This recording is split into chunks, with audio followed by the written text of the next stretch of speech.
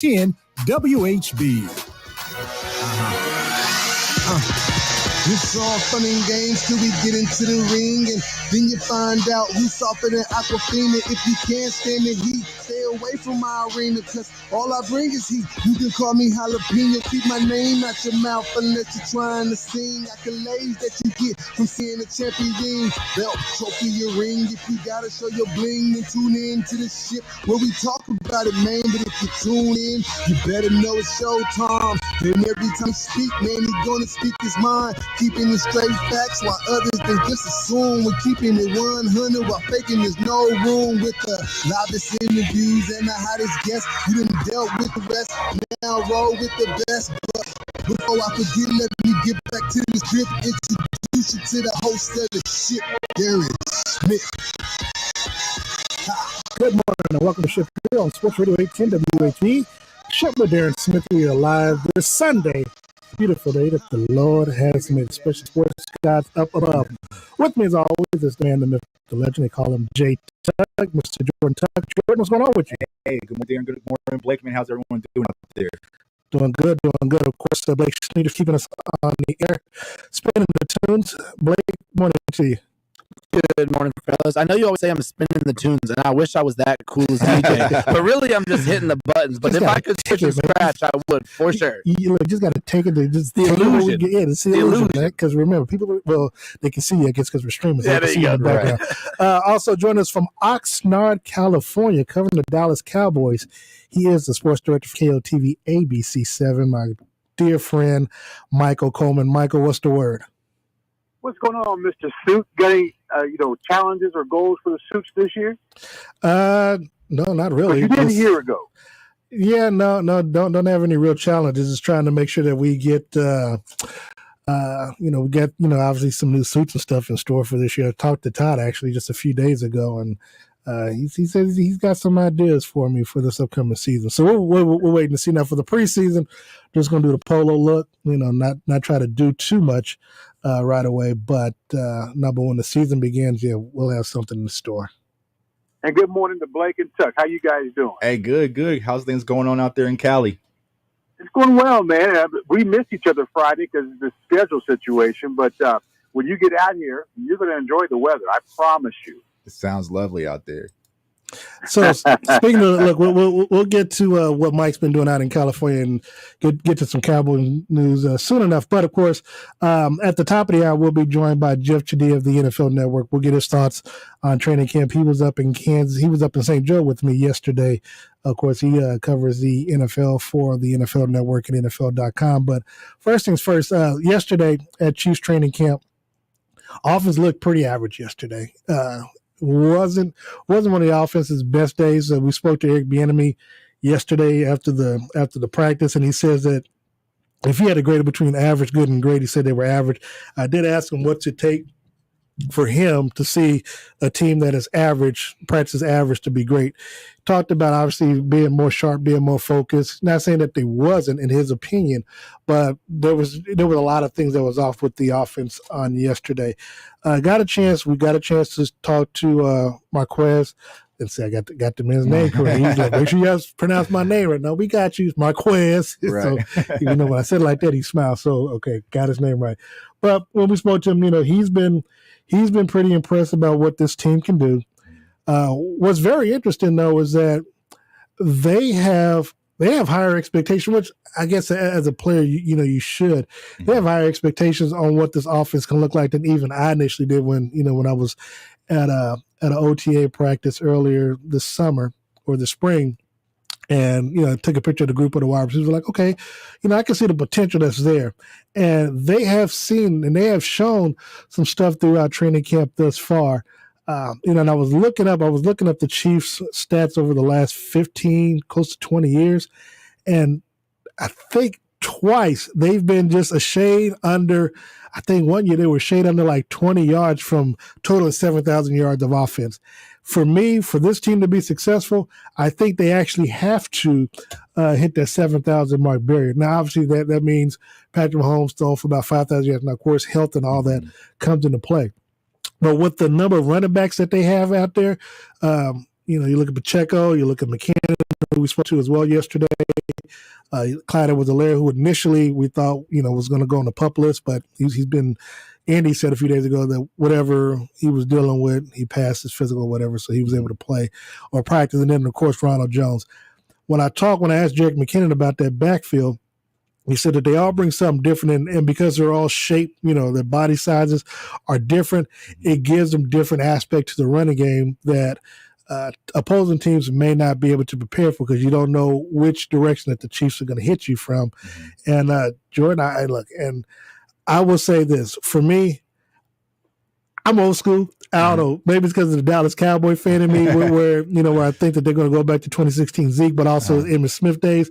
I think that for me, for this team to be successful, they need to have a greater balance of on the offensive side of football where I think they need to rush for at least 19. Well, they rushed for they were 45 yards short, I think, last year, 2 years ago. I think it was 2 years ago. So they were about 200 yards short last year. I think if they can somehow get to 2,000 yards rushing along with Patrick's passing, I think that will help them because I think if they get a lead, they need to be able to run the football enough to kind of keep the other team's defense or offense on the sidelines. Yeah, so let me ask you this, Darren. When you look at the Chiefs running game, do you think it's going to be more by committee, or would you prefer to have, quote unquote, the two guys that you can lean on? Because I feel like sometimes when you have too many questions, going to be which ones do you lean on? Exactly. Yeah. I have a lot of. Just be honest. If there's a weakness, it's even called a weakness that they have so many options that it's hard to say who I would want to see because Pacheco was running with the first team some yesterday, but Andy's got this thing where they're rotating a lot of players. Of course, but we know about the left tackle position, but they're rotating players, which I think is a good thing too, because again, next man up type thing, but also you build confidence for those younger players to, okay, I'm working with Patrick in the ones, my number could potentially be called, and if so, boom, I'm not going to be afraid of the bright lights. So I do, man, it's funny because I feel like I'm contradicting myself with every sentence, but I like the fact that they're doing it because, again, you do want to get them as much experience as possible.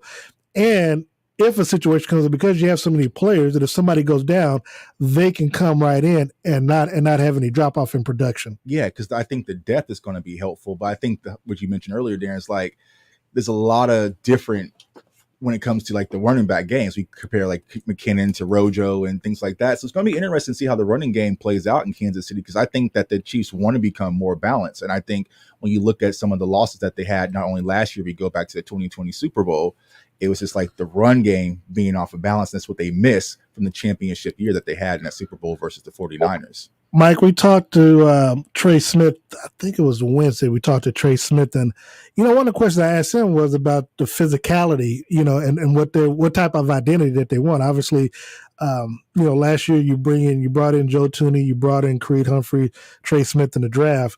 Those two, you got Orlando Brown in the trade, and then, of course, Lucas Niang. I mean, so you basically essentially had a whole new starting five offensive line. And one of the things that they wanted to make sure that they were able to do was to impose their will and impose some physicality against their defensive opponents.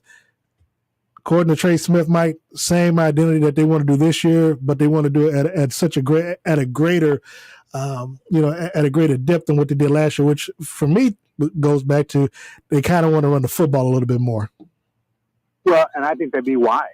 I mean, that's one thing about the Mahomes era and Coach Reed is the running game has been average at best because he really didn't have to do much because of everything else going on.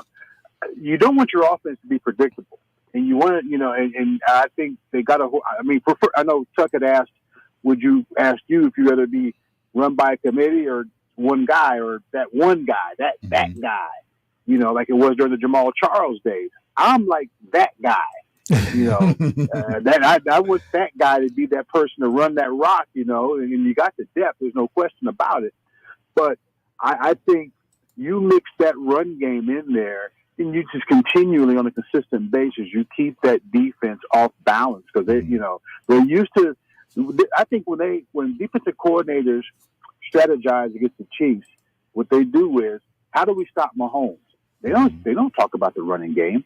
So I think you got to have that running game. I think now because there's enough of Mahomes on tape. Not that they've stopped him, they may have slowed him down, but you got to have that other element, I believe, in this offense, and they got the studs. There's no mistake about it from what I understand.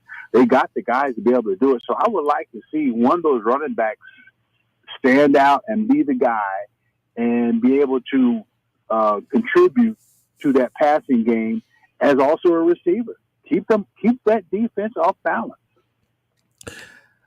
When I look at the group of running backs, I swear, look, I fall in love with the 2018 Chiefs so bad because they had such a great balance before that tape came out with Kareem Hunt. And I mean, and I tell people, man, everybody, wants to say that Buffalo and Kansas City game was the greatest game that was ever played last year. And I'm like, no, it really wasn't. I mean, for me, the best game that the Chiefs that I've seen them play offensively was the game that they lost, and that was against the Rams in 2018. I mean, again, they scored 105 points in a matter of 60 minutes. Now, Patrick had 5 turnovers in that game. He had 3 interceptions and 2 fumbles, but he also had 6 touchdowns. And just the manner in which that game was played, with Kareem Hunt running and scoring on the ground, of course, catching the ball, you had Travis Kelce, Tyreek. I mean, it was just a game that went back and forth. Now, granted, team didn't have no defense. Now, we'll get to the defense in a second. I'm still kind of worried about this defense, because they're going to be young. They're going to make some mistakes, but I think,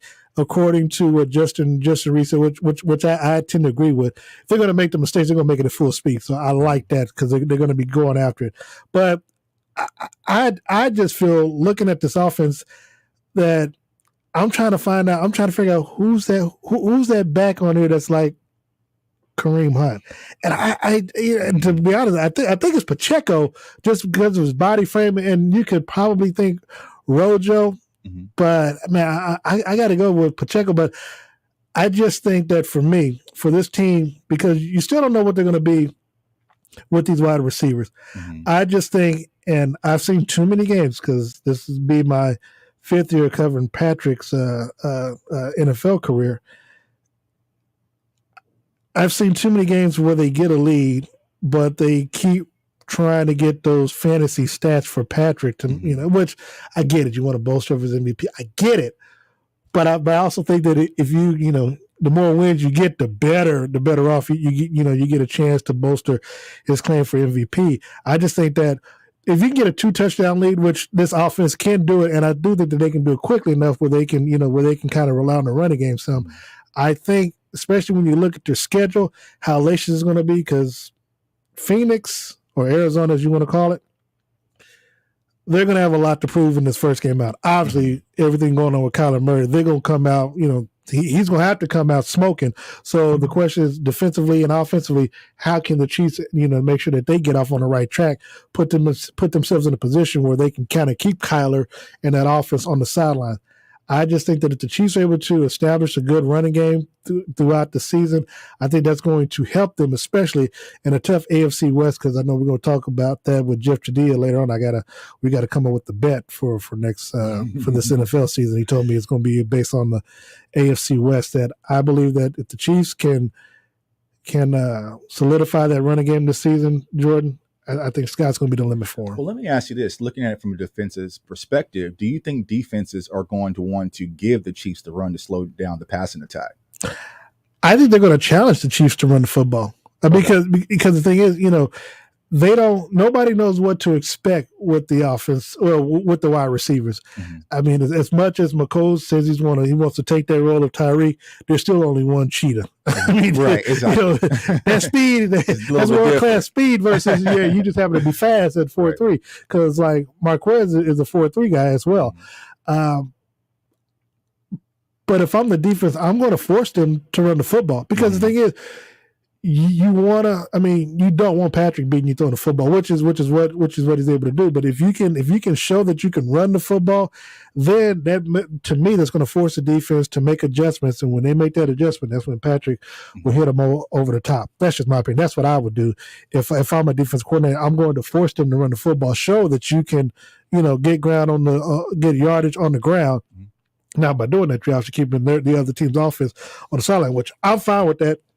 And trust and believe, I know Eric Bieniemy would be fine with running the football as well. So that's what I think. So with the passing attack, like, where would you like to see Patrick under 40 passing attempts? Where would you like to see as far as balance is concerned? Man, it would depend on what my parlay looks like that day. No money aside. Okay, so throw the money aside. No. I mean, 35 to 40 is fine. I mean, because they're going to get probably about 70 offensive plays. So if you not saying it's got to be 40-30. I can do 45-25. If you give me 70, I can do 45.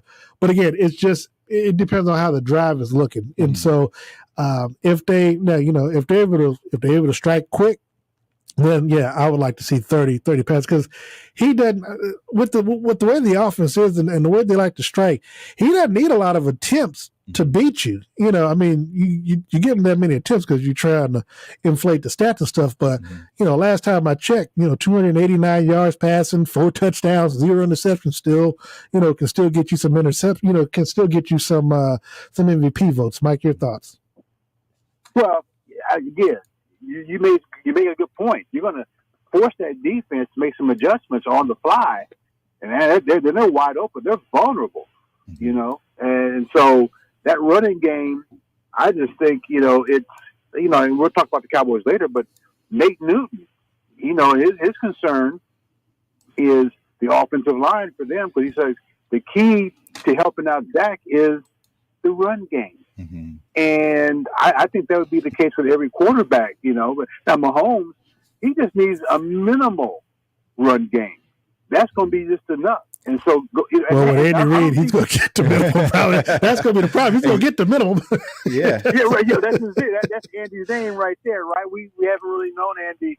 I remember Westbrook. I mean, Westbrook back in the day with Philadelphia was he was a bad boy, but Donovan McNabb was. I mean, he wasn't Mahomes either. Exactly. Right. It was Donovan McNabb's offense. So, you make a good point about make that defense stop that run, because they're going to be on the fly and they're going to be their heads going to be on a swivel. Anyway, and one quick thing that having a run game established will help your young defense, which we're about to talk about here in a second as well. Oh God, yeah, because you don't want them out there on the field. Well, and that's the other thing too. See, I swear. And look, man, and a lot of times people ask me, Dan, are you a Chiefs fan? I'm okay. I am, but I'm not. What I have to cover was I got to be objective, and so when I point out what I feel are deficiencies is not to poke holes in the Chiefs and I think they're going to do bad. Trust me, they do well, I do well. They go to Super Bowl, I go to Super Bowl. I'm going to go anyway. But so it's like I want them to do well, but the thing is, there are weaknesses that can be exposed, and it's like you want them to address it early so it doesn't come back to bite you again.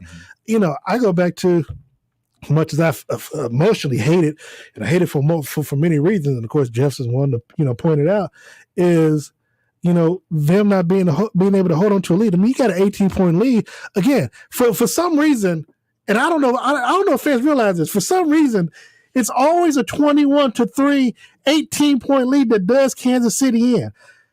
People remember 2017. The last game that they lost, I believe, was Tennessee Titans. They lost. They gave up an 18-point lead when it was 21-3 against the Tennessee Titans, and they players went down with injuries, and they just did, and that was Alex Smith's last game. Of course, back in January, when we were in Cincinnati, Chiefs had an 18-point lead, somehow lost it in the second half to Cincinnati. I'm like, come on, man. Then second half, AFC Championship game. I'm sitting thinking, there's no way that's going to happen twice against the same team with the Super Bowl trip on the line. Well, they found a way to do it. So for me, I don't know if 18 just happens to be the magic number where and if they get to an 18-point lead, perhaps, hopefully they'll just kick a field goal or something instead of trying to go for a touchdown to end the half or something. But they get an 18-point lead. They got to know they have to learn to run the football, kill the clock. Right. Because the last time I checked, offense can't score if you don't turn the ball over if you run the football. Right. Yeah, I agree. And I think that's the thing where the run game is really going to come into impact the Chiefs this season is when you get those big leads, get out with the victory. But for some reason, I feel like the Chiefs just don't know how to hit the brakes. They play to punish. It felt like, and like you said, it comes They've never back to look. It's just like me when it comes to day trading. When it comes to gambling, they've never liked to win. You know what I'm saying? To just walk away with the win, and you want to go back and get that greed. But to your point, not just focus on the run game. The Chiefs offensively have looked good at the wide receiver spot. Now, Sky Moore has shown, if you look at some video clips, he's been able to do some good route running. But the receiver that has stood out thus far for the Chiefs, I think everyone would agree, would be Juju Smith-Schuster. You see a lot of the highlights again.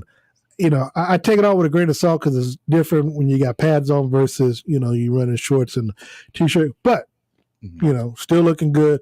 We talked to him this week as well. And, he's this is his first type of training camp that, one's on a college campus, kind of takes him back to the day when he was in college, you said, but also the heat. He's not used to this type of heat. So just to read it, when we talked to him, because he's, was in Houston, so that's a different type of heat. But for Juju, though, Juju has looked good. I know a lot of people were saying that, Marquez would be the number one receiver just because where he's going to be lined up at, things like that. But it seems though, thus far in training camp, that Juju has been the one that has stood out the most. Well, let me ask you this, because I got a lot of fantasy people who tune into the show, and they asked the question about Sky Moore. So do you think it's going to be a situation where you're going to have Marquez out there, Juju, and Hardman, and then Sky Moore is going to be more of a slow developing player? Or do you think that Sky Moore initially is going to be out there with the starting position? Because I think that when it comes he's not going to be starting. But he's going to get the reps because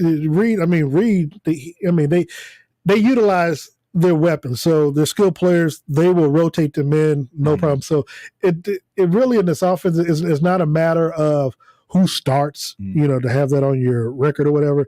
It's going to be the amount of reps and what you do with it. So as far as the targets and priority when it comes to Chiefs offense, where do you see Sky Moore? You have Kelsey is going to be number one, of course. Mm-hmm. And then when it comes to wide receiver core, do you think 4? It'll be number 4. Just because of the opportunities and the touching and stuff. Because obviously you're going to roll with your number ones as long as possible. Now, obviously, depending on if you got them running deep or something, you pull them out. You let Sky Moore and Josh Gordon come in and take a spell. So he'll get 17-game season. Who knows if anybody gets nicked or whatever throughout the year. So, but again, Sky Moore. But again, I will say, and I've talked about it, I'm high on Josh Gordon. I think, and I talked to Eric Bieniemy yesterday and asked him about it, and he said that, again, to my point, what has worked well, Mike, with Josh Gordon is the fact that he's been with the Chiefs, I think, since October, November last year when they signed him, made it through the season, practiced with Patrick and them in the offseason, knows the playbook, and according to Eric Bieniemy, Mike, practices hard, plays hard, and even when he makes a mistake, he makes the full speed, but he'll come to the coaches and say, hey, I messed up, I'll correct it, boom. And I kind of, like, we all got guys. Herbie has Jordy Fortson. My guy for me is Josh Gordon because I want to see him do well. How if you're not human, something's not wrong. Something's not right with you. So I want him to do well. I think that the time that he's got now underneath his belt, he's in football shape too. He's in football shape. I think that if and when he makes this team, I think he's going to really be able to. And the good thing is that because he's not the number one, he doesn't have that pressure where he feels like he has to, be that guy like he was when he was in Cleveland, to an extent when he was in New England, when Tom Brady was depending on him. I think with him being in Kansas City and he's just one of the receivers versus having to be the man, I think that's also going to help him as well. Well, I think he's been humble too, and it's obvious that, Coach Reed has a lot of faith in him, and he's directing that faith to him. So he somebody believes in him, and that's why he'll go up and say that was my fault, And I think for as long as he's been on that roster, they see something in him, and we know he can play. We know he can play. He just had to get those demons out of his system, which I think is probably the longest it has been for him, from what I can understand, from what I can tell. And I just think when you show that tough love that he's had to go through, and he's able to stay on this roster, be a humble guy. And as you said, he doesn't have to be the guy. He's just part of the crew. You know, he's one of the fellas. He mixes in with them like that. Mm-hmm. I think he feels more comfortable. Again, I'm just going by what you guys are saying. I think he feels more comfortable in that setting, and you're going to get a lot out of him. He's there for a reason. That cork just hasn't been popped yet, but he's there for a reason. So Jordan, I'm curious on your opinion on this. I mean, are you with the rookies that we're looking at, Sky Moore, and you can switch to the defense side with Josh Williams, McDuffie, Karlaftis. Are you expecting a lot from him? I mean, should Chiefs fans expect a lot of from the production side? Sky Moore, maybe not so much because you can hide him within the realm of the offense, but are most of these rookies, in your opinion, someone that Chiefs fans should be counting on to contribute greatly this season? Yeah, absolutely. So start with Sky Moore. I think that when I scouted him in the draft this season, he had tremendous upside. So I felt like Sky Moore was going to be an instantaneous starter when it comes to the Chiefs offense. That's why I was asking the question, because, you look at what he can do. He can play inside, can also play outside. So he gives you that versatility when it comes to Eric Bieniemy's offense. He can do a variety of different things. So I think eventually he might merge. It's not like a situation in Dallas where you need him week one, right? Yeah. So you can kind of slow play him and let him get accommodated to the offense, because the offense is a little bit more complicated than some other NFL systems. And then when you look on the defensive side of the ball, I think Trick McDuffie, he is going to be a day one starter out there as well that the Chiefs are going to lean on. But also George Karlaftis is going to be another player that I think the Chiefs are going to lean on heavily to get that pass rush involved. And you kind of heard about Frank Clark, kind of being his mentorship and taking George under the wing. So I think those would be the first three guys you'll probably look at to have that instant impact. And then you might see like Leo Chenal kind of emerge at the linebacker position and so on. But I think those would be the three core guys Chiefs fans would definitely see week one, week two, having some impact with the roster. And, of course, the Chiefs this week signed Carlos Dunlap as well to a one-year deal for $8 million at the defensive end. According to Frank Clark is funny. According to him yesterday, he's like, we asked him, I know he's got 96 sacks. I mean, that's enough. That's enough for me. Right. Now I tell people, you can't get Frank going. You get going, he's going to drop some S-bombs, which he did. He got so comfortable yesterday, I thought he was going to drop some other bombs, and it wasn't the F-bomb I was worried about. He said he was showing maturity, though. He said he was. Well, and look, we'll talk about that now. I mean, the big thing is, I asked Frank, about his sudden weight loss because, we had seen pictures. I'm like, damn, bro, I mean, I'm thinking Whitney Houston at the time, crack is whack. But granted, I know he doesn't do it, so I'm being facetious when I say that. But, when they talked to, they were showing pictures, I was like, I hadn't seen, he wasn't showing up for OTA, so I didn't really know, like, his situation. But then when we got a chance, we hadn't talked to him since January, I think it was. So, I had to ask him, I was like, bro, sudden weight loss, like, what's going on? And he said that he had been dieting and he stopped drinking alcohol, which I had heard that he had stopped drinking maybe about 4 or 5 months ago. So I wanted to let him say it, because I didn't want to say, because I saw it on social media, I wanted him to address it first. And so when he mentioned it, then I got a chance to follow up and, why that, because I was wondering, well, how much were you drinking? Was you drinking like it was water or something? Because, generally when you talk about you giving up alcohol like that and you quit 4 or 5 months strong, you was really going heavy in it. I mean, and look, I'll be honest with you, man, there were times when he would come to the podium, I'm like, and I've said this to, there's something wrong with Frank, so, whether you can see it in his eyes, his words slurring, I'm like, don't bring him to the podium like this, because he, and so right. In fact, he was able to address it and talked about, the biggest thing he said about it is that you have to grow up sometimes. And the fact that he was able to address those demons, he said he spoke with Andy Reid in the offseason. Andy says that I know what type of player you are. You know what type of player you are. You didn't have it this past year. So, and he wanted to stay. Did ask him about his current legal situation. He says that it should be wrapped up sooner than expected. So, of course, you still have to go through the personal conduct depending on what happens with it. So we'll see what happens with that. But all in all, Frank said, like, now I don't know what his weight is though, because he's a defensive end, but he looked like he looked like a 220-pound linebacker. So again, he says he's still strong. He says he's he lost the weight, he gained strength. I personally being 6 feet from him. I don't see it. I don't see it in his arm. So, hopefully he'll show us something when the season starts. But that's what it is. Yeah. I think a lot of players you're seeing across the league are starting to lose a little bit of weight because of the 17 Well, Frank lost a lot of weight. It's drastically. Well, because he said he was up to 260 last year. So where do you think he's now, like 240-ish? Man, I told you he looked like you 220-ish. Ooh. That's what he looked like. I mean, 10 to 15. You know what I'm saying? I can understand that, but that's a. If you look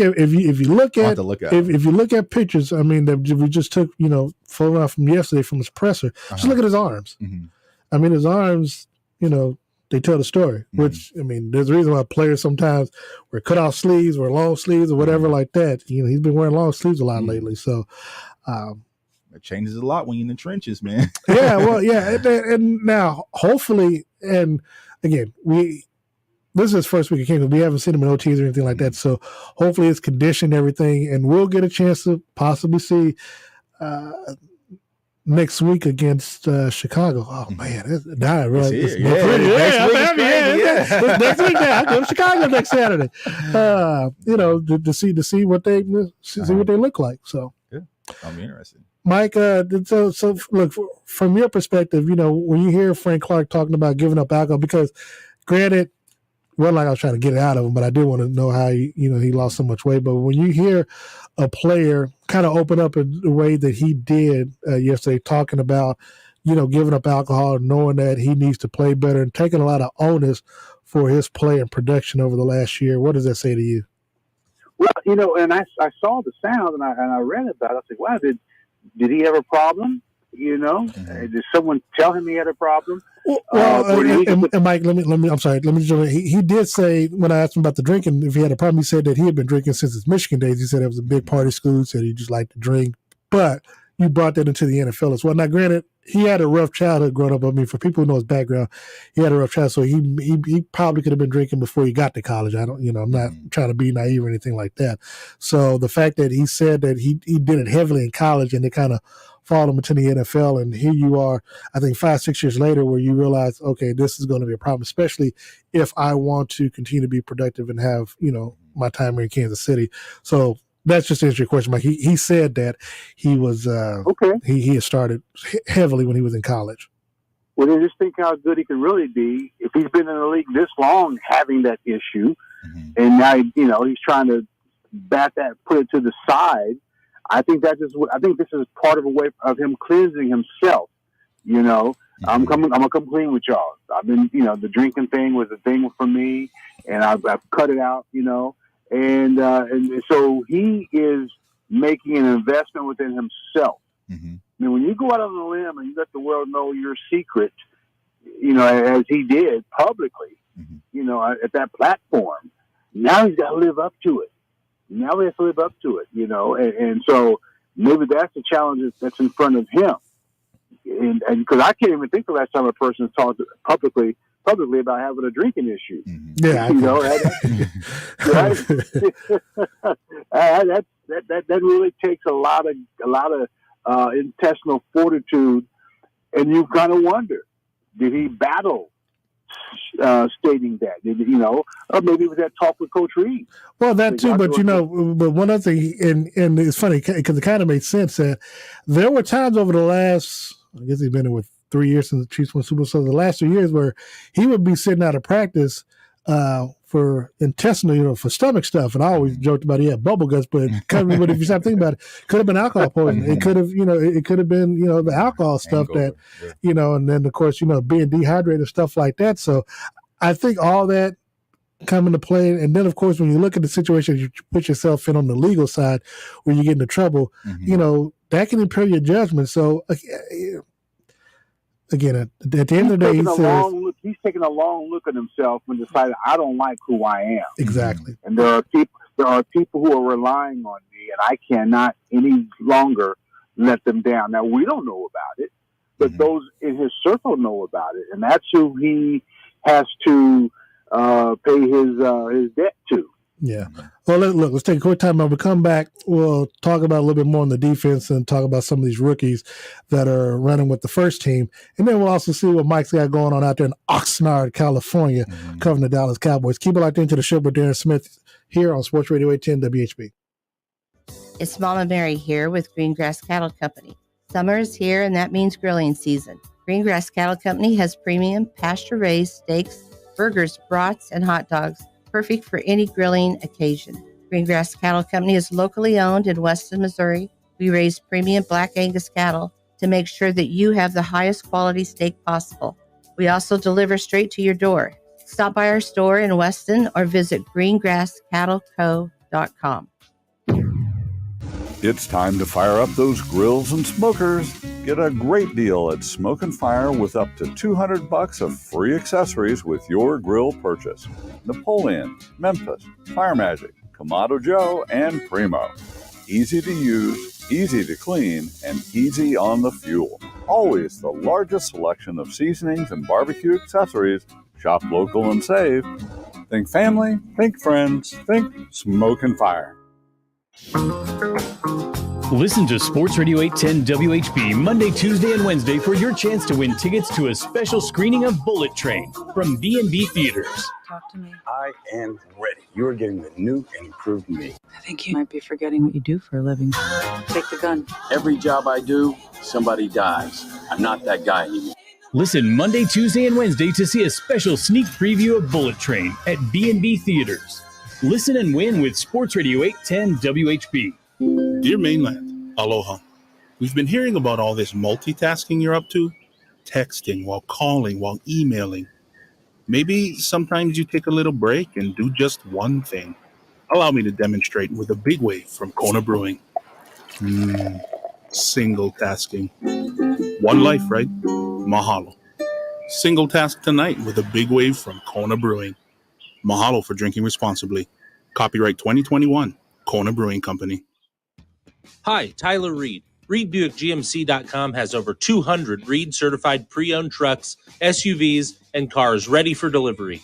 The Carfax, up-to-date maintenance details, and market-based pricing are all at your fingertips. Photos, videos, and all the details you need to make a decision on your next vehicle. Visit ReedBuickGMC.com today or call now 800-291-9406 and shop with confidence. Reed Buick GMC is values-driven. I want to make the most of summer without breaking the bank. So I shopped Kohl's Friends and Family sale. With my 25% off coupon, I headed to the store and got shorts for $14.99, plus an extra 50% off a swimsuit, 40% off patio furniture, and $20 off as a Kohl's Rewards member. More style and more savings for the win. Select styles, $20 off of $100 valid in-store only. 25% offer ends July 31st in-store only. Some exclusions apply. See store or Kohl's.com for details. Hi, Chiefs fans. I'm Brandy with Stony Creek Hotel and Conference Center in St. Joseph, Missouri. Are you looking for the best place to stay for training camp? Join us at Stony Creek Hotels while you're in St. Joe. We've got unmatched amenities, lodge-like accommodations that you and your family will enjoy. With complimentary hot breakfast, an indoor-outdoor pool, and free Wi-Fi, you can make camp a mini vacation. Book your stay today at StonyCreekHotels.com or call 1-800-659-2220. This is Solomon Wilcox of PFF and Sirius XM NFL Radio, and you're listening to The Ship with Darren Smith on Sports Radio 810 WHB and ESPN Kansas City.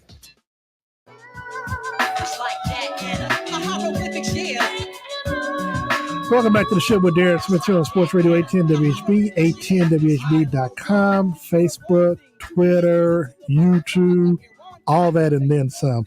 The All Sports, All Play Network, everything. Darren Smith, Jordan Tucker, Michael Coleman. We got Blake Sneeders in the back. I've got a question. Now, this is not football related, so we're only going to talk about it for a couple of minutes. But Jordan and I were talking about this during the break, and maybe Blake, you can help me out with this. Now I know WrestleMania, but when did SummerSlam become a two-night, or is it just on Saturday nights? Because I remember when this stuff was on Sundays, like the last Sunday of the month for like this. But I'm looking on Twitter yesterday and everything, and I'm getting all these updates. I'm like, wait a second, man. What am I supposed to watch Sunday night if SummerSlam is on Saturday night? So if anybody has that, question answer that can answer, please give us a call, 913-381-1018. Of course, if we want to talk about the Chiefs, anything else, you can give us a call. Phone lines are open. But, Mike, going back right quick to the Chiefs defense, Joshua Williams, young rookie, 6'4", corner, out of an HBCU. You also got, as we mentioned before, Trent McDuffie on the other side. They've been running with the ones. You got Justin Reed, you got Juan Thornhill, L'Jarius Sneed in that nickel base package. I mean, is this something that you're expecting Kansas City, that if they decide to go with these young players, because right now you're looking at 3 rookies potentially in this starting lineup, is that something that the Chiefs fans should be concerned about, with that that much youth out there? Because Justin Reed did say on the NFL Good Morning Football, the Chiefs offense don't score on their points. Now I'm hoping. Now again, I said, man, you got to be facetious, because they're scoring on their points. That means y'all giving up too many points too. Well, yeah, they should be concerned. Look at the quarterbacks in that AFC West, right? Just the AFC West alone is going to be on the job training, hey, a C- ain't going to cut it. they got to come out strong, and so they get that. That's why that pass rush is going to be so important. That front line on defensive side, they're going to have to kind of babysit, in a manner of speaking, that young secondary until they get their feet under them. By mid-season, if they're having success, you're going to see it, but it's not going to happen right away. I think the biggest pressure is going to be on Chris Jones this year. I mean, obviously, if you look at, he wanted to play, defensive end last year, and first game he had two sacks, but then he fell off. I think it's going to be imperative on Chris Jones, especially if he wants to be in that next upper echelon. And I think this is the 3rd year of his contract. If you want any type of extension or don't want to have to get traded or something, I think this is a year that you have it's funny, you think about it, a lot of these players should have bounce back years. And if for no other reason, you should want to have a bounce back year after what took place in the AFC Championship game. I mean, there was many a times that Joe Burrow was in his grasp, in the grasp, and they couldn't bring him down. And I think if I'm a player like that should be eating me up all off season. And I don't know, and perhaps I'll ask Patrick if somebody doesn't try to steal my question between now and then, is what type of model or what's their thing for this year? Obviously 2020, they wanted to run it back, and so this year, because of how that ended, the season ended, I wonder what their motivation or what their theme is on this season is, going into, hell, is it just get the quarterback down? Is it, complete the second half? I don't know.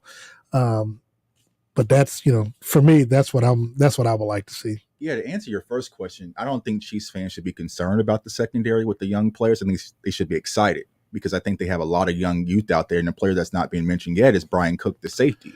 And he was one of my favorites, coming out in the draft. As a hard hitter. He's kind of built from that Tyrann Mathieu mold. So I don't think you're going to see, a lot of these young players earlier, maybe this season. But I think for the future, when it comes to the secondary in Kansas City, the future is bright.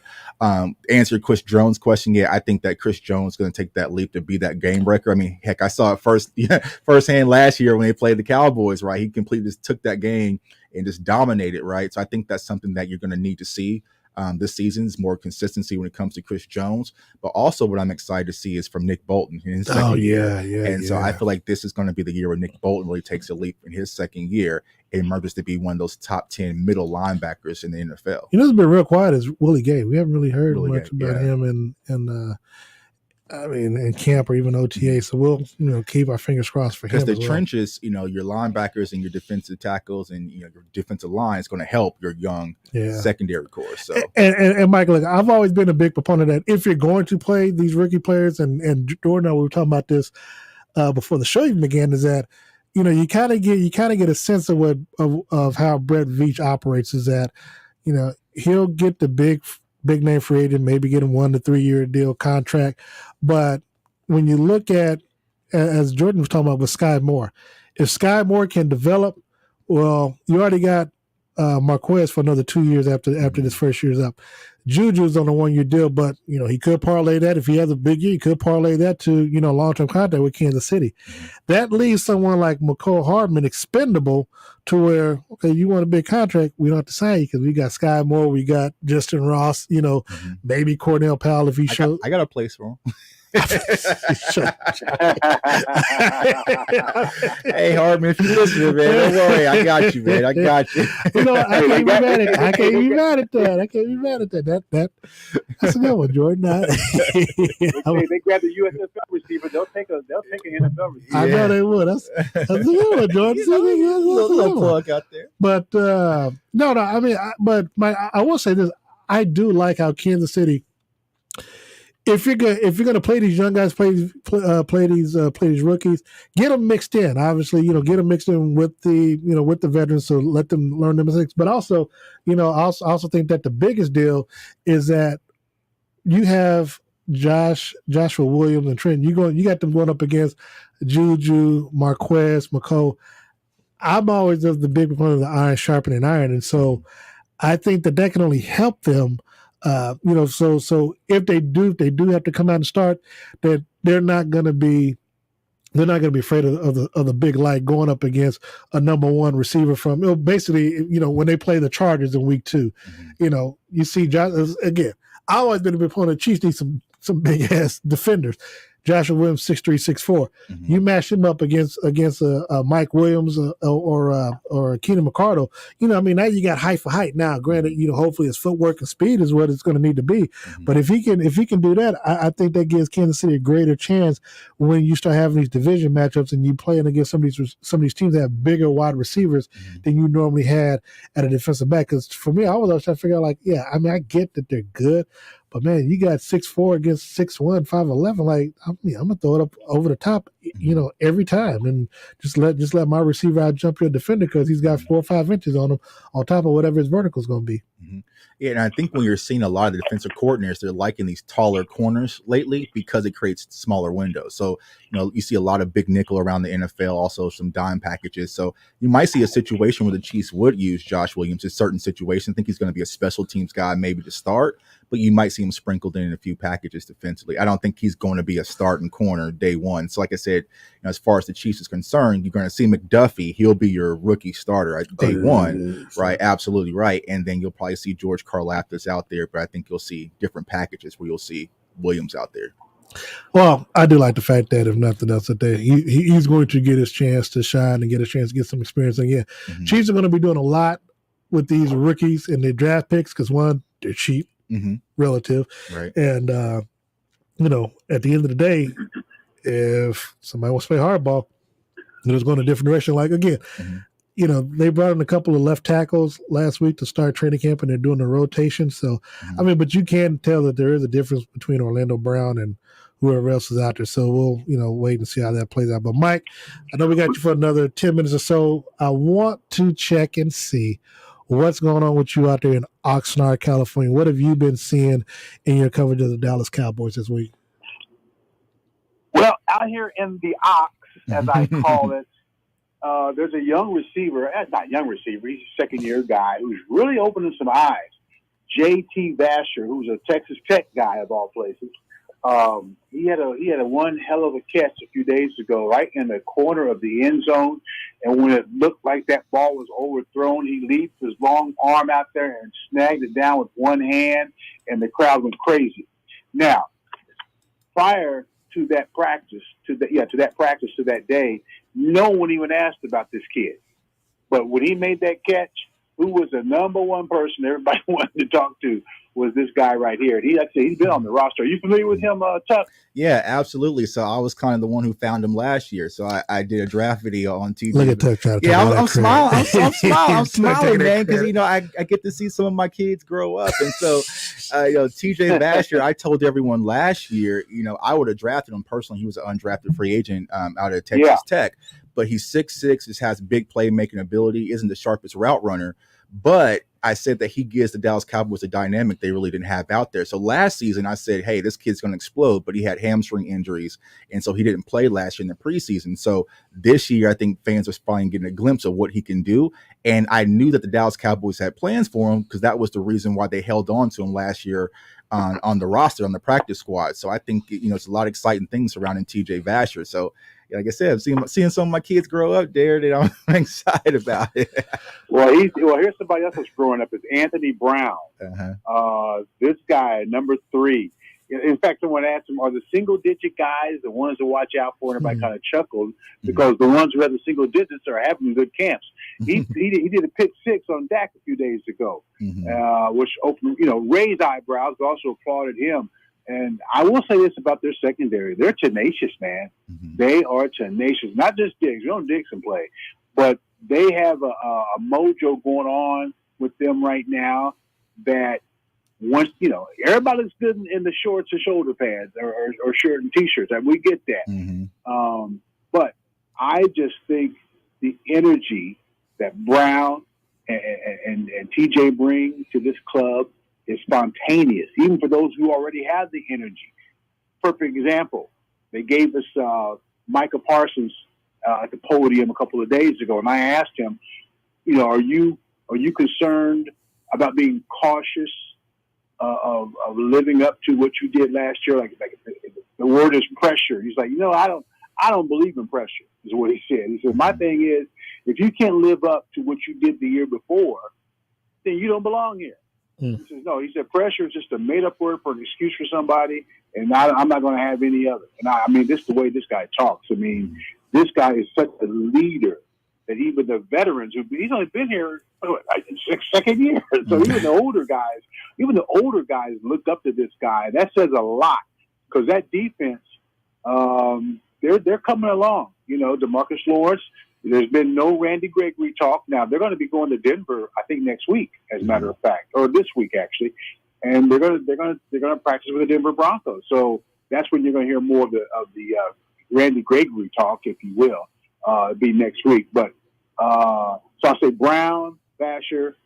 A lot of questions were posed, obviously, to number 88.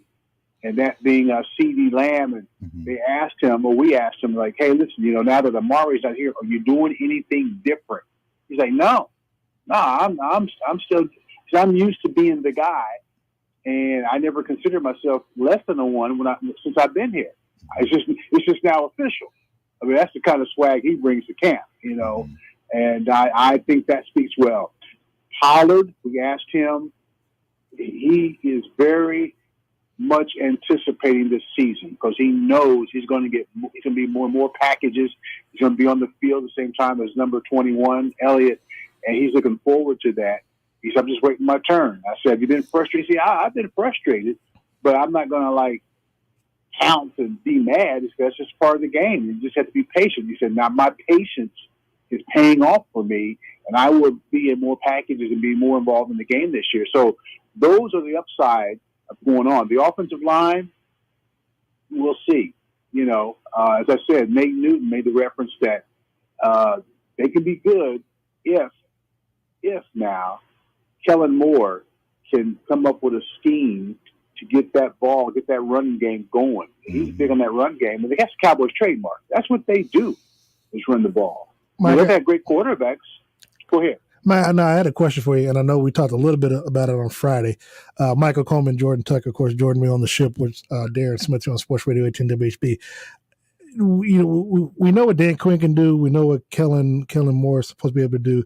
But one of the things I wanted to talk about before, because we got to go at about 3 minutes for the top of the hour, but talk quickly about what you and I talked about as it relates to Mike McCarthy, because I asked the question whether or not he's under pressure to win this season, based off of, expectations last year, especially with Micah Parsons and the team, coming back and bouncing back, winning the way that they did. Is there any pressure on Mike McCarthy to win this season? There is, but it's not like a beat you over the head kind of pressure. I mean, even he says, listen, that San Francisco game, we learned a lot, and they're working on 2-minute drills consistently like everyone does, but they really going after it. And I just think, as I told you, I just think he's more relaxed in his position. I got a chance to bump into him when he was going somewhere on campus. I call it the campus. I said, "Hey, coach, yeah, what's up? So he was very approachable, and he has a connection to Baker University, and I acknowledged that. I was aware of that when I worked in KC. I did a story on that connection with him. So yeah, man, I love Baker University, and he's a big boxing fan. Who knew that? He's like, I'm an Ali guy. He saw my shirt. He said, man, is that Ali? It's the one where Ali is shadow boxing underwater. And I said, yes, man, I love that shirt. I've never seen that before. And so I've never seen him gush that way. So just to see him, even away from the media setting, he was approachable, he was relaxed, and I think that speaks a lot about the kind of person he hopes to be or that he's become. So, when he was in Green Bay, I always felt like he was just a gruff guy. And I know you asked Darren, well, what's he do? What does he do? Because you have the other guys. He's a commander is what he does. That's what he does. And the guys believe in him, especially Dak. If your quarterback believes in you, everybody's going to follow suit with that quarterback. And Dak's like, that's my guy, point blank. And so I just think that all the beating that he's taken, even winning 12 games last year, has really settled him in. As he said, we're at a better starting line than we were a year ago. And let's see where he works from that point. Maybe in the 100 meter, he's at the 30-meter mark. Let's see if he can do the strong finish. Well, Mike, what's on tap for you this week? I know you're coming back later on this week, but what's on tap for you while you're out in Oxnard? We're going to be, I got a couple of features I'm doing because in my 10 o'clock show, we have an hour-long show on Sunday. So I have 2 sports hits. One of those stories will focus on a local guy from Tyler named Braylon Jones. He's a big stud offensive lineman at the University of Houston. One of the Jordan's kids. No, he wasn't. I like Braylon Jones, though. And he was a valedictorian of his 2016 high school class, and he kind of shies away from that. When I brought it up, he said, well, yeah. So, he said, I'm proud of it, but I don't like to talk about it. I said, why don't you like talking about it? He said, well, I don't want people to think that, I think I'm all that. I'm out here to play football. I said, well, listen, aren't many, I wouldn't imagine, on this team that were valedictorians, and there probably might be. I said, but you're the only one listed in the manual that you are. So I'll be doing a feature on him, and we'll be also focusing in my second sports hit on Micah Parsons and his whole thing. I mean, this guy here is cut out fried foods, and he was quick to say, as if it's a bad thing, I'm not a vegetarian. Well, that's okay.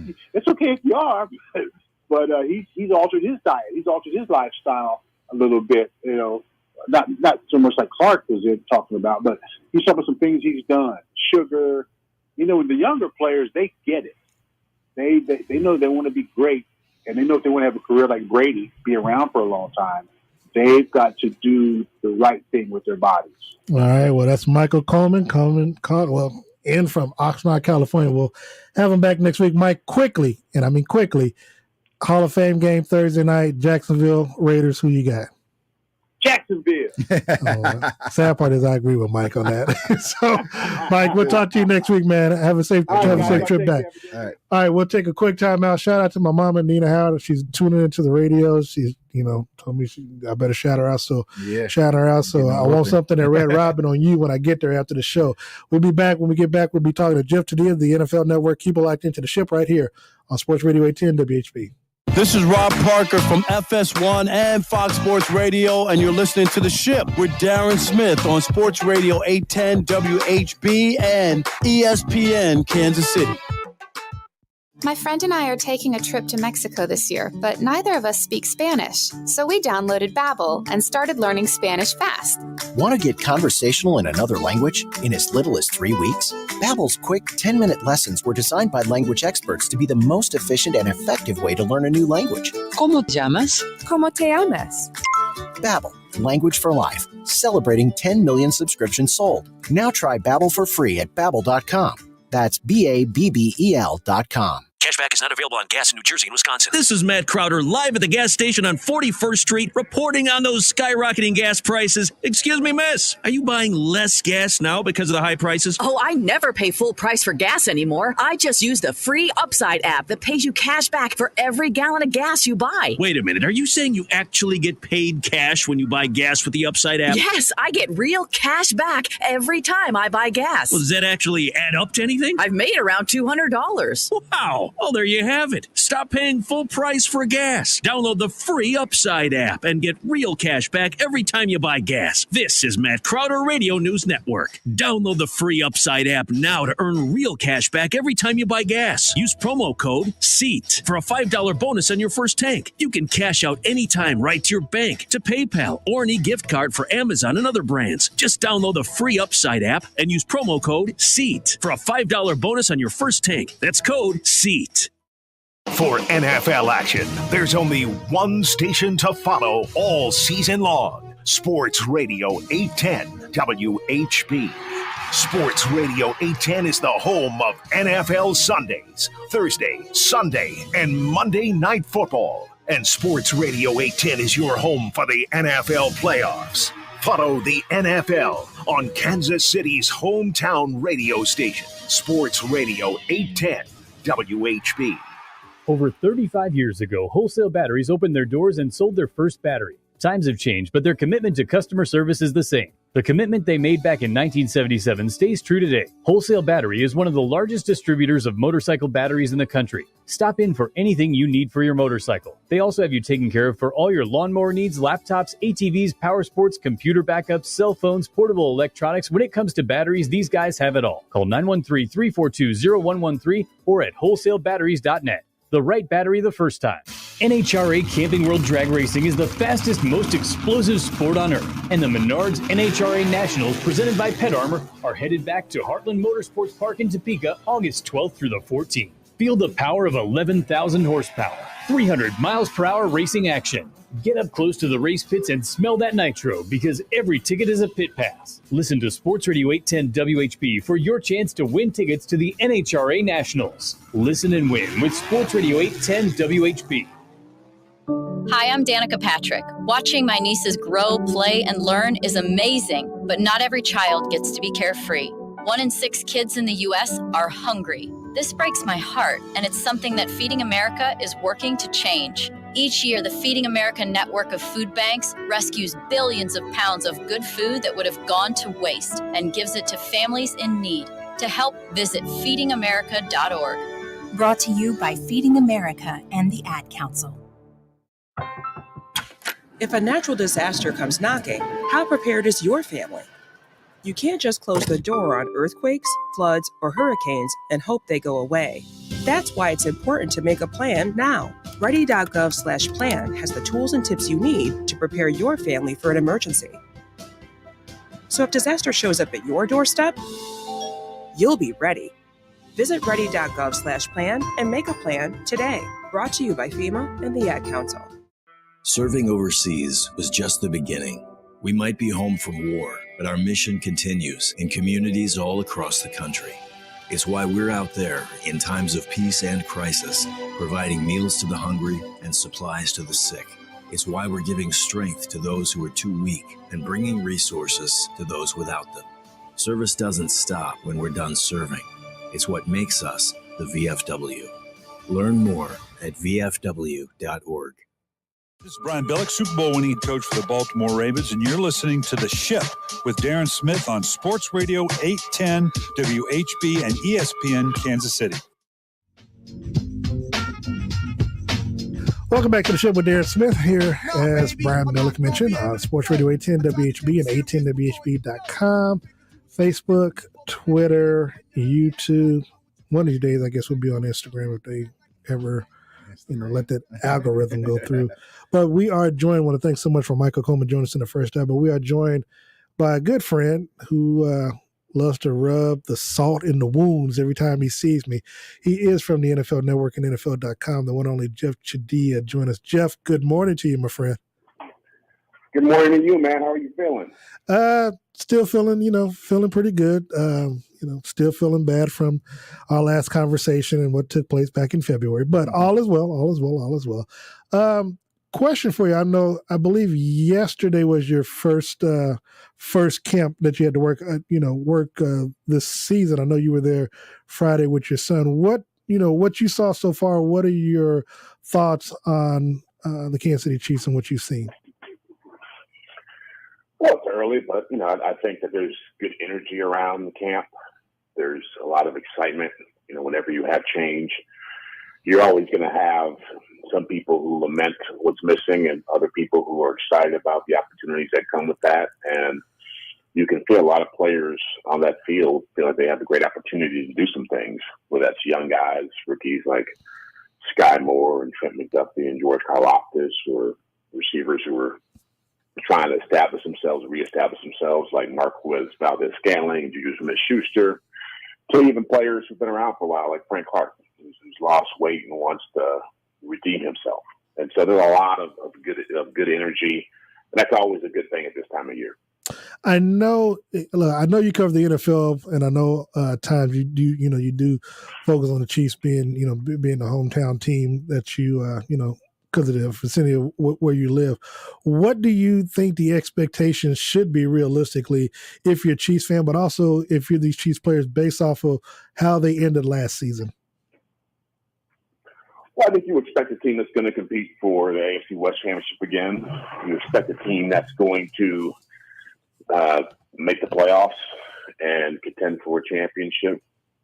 I don't think that they are going to win a championship this year with the team they have, and I think there's teams out there that on paper look better and probably have a little more motivation given their heartbreak, teams like Buffalo, for example, or what happened with Tampa Bay last year or Green Bay. But, yeah, they'll be in the mix just because they have a great coach, great quarterback, really good roster, and so those things won't change. But, yeah, I think look, every fan base wants to have every position on their roster be a Pro Bowler, a future Hall of Famer, a can't-miss prospect. It doesn't work that way. Every team has weaknesses, every team has strengths, and every year is different. And so I look at this team as being one. They're not going to be what they were in 2019 or 2020, but they're still going to be a really good team. Curious. Now, I think we would all agree that the AFC West, the other teams, the Vegas, the LA Chargers, the Denver Broncos, I think we would be remiss if we didn't say that they all improved vastly in the offseason. Compared to the moves that they made to what Kansas City did, did you see Kansas City improving on what they did last year, or stagnant, or going backwards compared to the moves that the other teams in the division made? I don't know. That's pretty – they didn't go backwards, and they weren't stagnant. I think that they've gotten better at some spots. I think they're better at running back. I like Ronald Jones. I like Jared McKinnon coming back in the fold. They're better at offensive line because you got guys who are a little older now, like Trey Smith and Creed Humphrey, even though the Orlando Brown situation is up in the air. I thought they got faster on defense, which was a big issue for them. You saw that as the season played out last year. And so, yeah, you lose to Tyreek Hill. That's a big loss, but he's the only guy they lost. Tyrann Mathieu to a certain extent because of his leadership. But Tyreek Hill was the only guy they lost where you felt like that's a big blow to their offense just because of what he could do. But again, the hope there is the quarterback is able to grow a little more and make up for that and be able to make guys better than what they are, which is when you're paying a guy $45 million a year, he better be that kind of player for you. Jeff Chadiha joined us on the ship with Darren Smith. He is from the NFL Network and NFL.com. Jordan. Hey, Jeff. So you mentioned, there's a lot of teams around the league with weaknesses. When we look at this Kansas City Chiefs roster as it's currently constructed, what do you think is the biggest weakness? Well, right now, you don't know what they're going to be on defense. I think that's the wild card there. A defensive line, they wouldn't got signed Carlos Dunlap, but again, that defensive line, that defense only ranked 29th in the NFL in sacks. And so this defense is under Steve Spagnuolo has been built on pressuring the quarterbacks. And even though they had a pretty good pressure rate, they weren't taking the quarterback to the ground.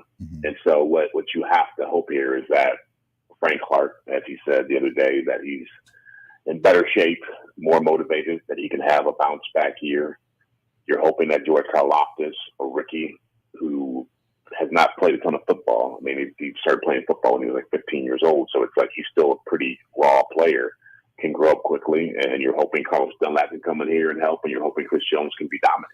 And if you're not getting those things, it's going to be tough because you have a lot of new faces, you have a defense that is very complicated, and you have a coordinator who doesn't have a lot of trust in young players. So that's a pretty tough mix to swallow at this point in the year. But everybody's got to do it at some point. Jeff, I'm curious. Again, when you look at the division and you see the moves that they've made, I know we had this conversation yesterday, so I've really tried not to give you the obvious answer. But if you don't think that the Chiefs are winning the division, which team do you see coming out of the AFC West? I like the Chargers. On paper, they're the best team in the AFC West. You look at what they have across the board. You could probably argue that they don't have a player at any position, even at quarterback, as good as Mahomes is, Justin Herbert is considered a top-tier quarterback now, that there's not a player on there that you could say is that much better than what the Chiefs have. Kelsey's the only guy I would say. Yeah, Kelsey and Chris Jones. I'm saying that if you were to compare rosters, I think only Kelsey, Chris Jones, and Mahomes would have an advantage over what the Chargers have on paper everywhere else. So, yeah, when you look at a defense that's going to have Joey Bosa, Khalil Mack, J.C. Jackson, Derwin James, a bunch of other guys, Asante Samuel, the offensive line is really good. Pro Bowler and Rashawn Slater. I mentioned Herbert, Keenan Allen. I mean, you go up and down the list. This is a team that's underperformed the last couple of years, and they really addressed their big weakness of last year, which was defense. And so they went out and got guys who could stop the run, guys who could defend the pass. And so I think they are well equipped to deal with what everybody else can throw at them in this division. I do agree, and I do admit that the Chargers are the quote unquote sexy pick. I guess if you're looking at this division, I still side with the Chiefs, and this is the only reason why, as it relates to the AFC West, is that the Chiefs are kind of like the Patriots of this division, based off of what they've done the last 6 years. Now, granted, it's gotten tougher because they split with the Chargers over the last 2 seasons. I give the Chiefs the tiebreaker only because of the head coach, and I'm not sure how much the Chargers head coach will have learned from his errors, from his mistakes on kind of gambling and going on 4th down instead of just trying to take what would seem to be the obvious move. And again, you can say the same about Andy Reid. Like sometimes you think just run the football would be a little bit more obvious, but you come to the fact that that's not in the man's DNA. And of course, that's what bites him in the bullet, keeping him from the Super Bowl, among other things. I don't know whether or not when you get down in the trenches and when the game was on the line and when certain plays and certain moves need to be made, I just don't know whether or not against the Chiefs, when they face the Chiefs, whether or not the Chargers will make the necessary play calls to get over the hump against Kansas City when it matters most. Kind of like, again, what we saw in Los Angeles. I think a team to watch out for would, of course, be the Denver Broncos. What will the addition of Russell Wilson to that offense do for that team?